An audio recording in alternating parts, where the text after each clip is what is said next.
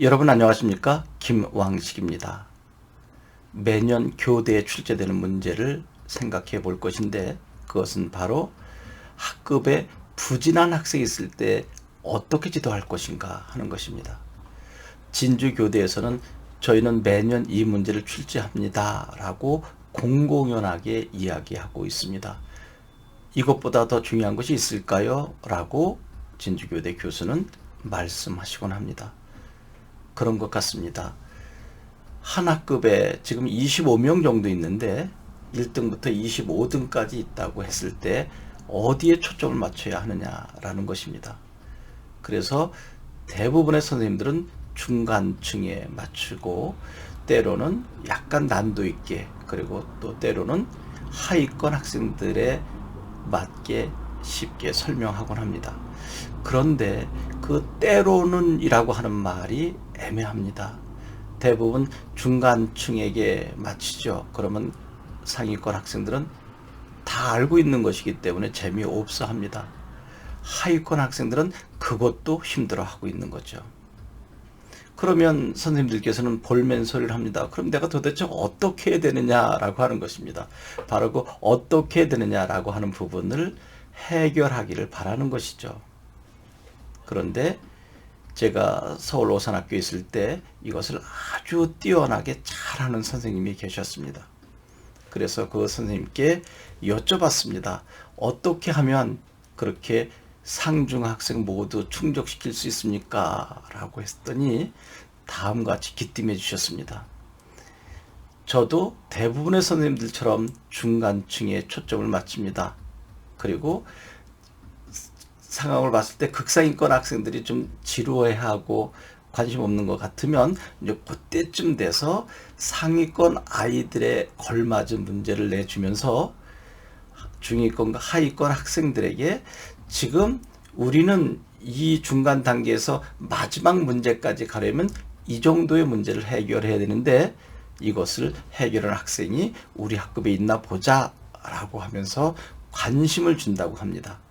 그러면 중위권과 하위권 학생들에게 초점 맞춰 수업했기 때문에 그래 이제는 우리에게 관심을 주셨는데 우리가 이 단계가 끝난 다음에 마지막 단계까지 가야 수능 문제를 해결할 수 있는 것 아닌가. 그리고 우리 반 친구 중에 누가 저걸 해결할 수 있을까라고 관심을 갖게 되고 또 어떻게 보면 소외받은 것처럼 보였던 극상위권 학생들은 그 문제를 해결함으로 해서 소속감도 갖는 거죠.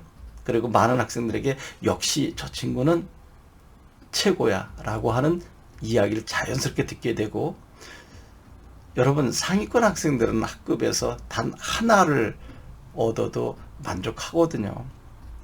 왜냐하면 중위권 또는 하위권에 맞췄을 때 상위권 학생들은 100% 다 알고 있는 것이기 때문에 수업이 재미없을 수 있는데 그렇게 한두 번 배려를 해준다는 것입니다. 극상위권 학생들의 충족시켜 줄 수 있는 문제를 주어서 그 친구들이 대접받을 수 있게 해준다는 거죠.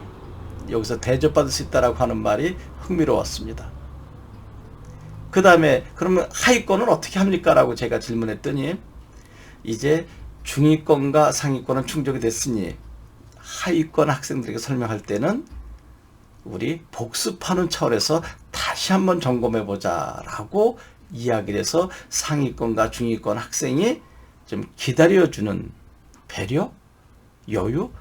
그러면 하위권 학생들은 이거 우리를 위해서 마지막도 반복해 주는구나 라는 생각을 갖게 된답니다. 그러니까 이 선생님 바쁘시죠. 상중하를 계속 오르락내리락 해야 되는 거죠. 쉴 새 없이 상황 파악을 하면서 바쁘지 않습니까? 했더니 그 선생님께서 그 정도도 안 하고 교실 현장에 설 수 있을까요? 라고 하는 눈치였습니다.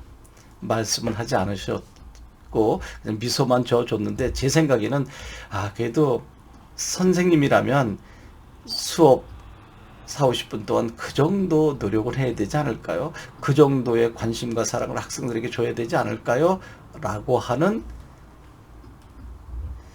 눈치를 봤습니다. 그분은 겸손한 분이라 그 얘기를 차마 하지 않으셨지만 저는 속으로 그 말씀을 하고 있다는 것을 알았습니다.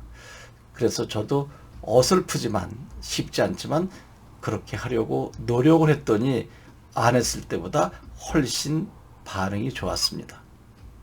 여러분, 조금 전에 이야기한 제 서울 오산학교 근무했을 때 한 선생님의 예를 드렸지만 참고하셨으면 좋겠다는 것입니다. 그 선생님의 방법이 여러분 모두에게 맞는 것은 아닙니다. 근데 제가 해보니까 저에게도 어느 정도 맞았던 것 같습니다. 그런데 상당히 바쁘더군요. 상위권, 중위권, 하위권 학생들의 마음을 다 헤아려야 되니까 그 헤아려지는 그 모습이 바로 학생들을 사랑하는 모습이 아닐까 생각합니다. 적어도 조금 전에 소개한 그 방법대로만 해도 어느 정도는 충족되지 않을까 하는 생각을 가졌습니다. 여러분 고맙습니다.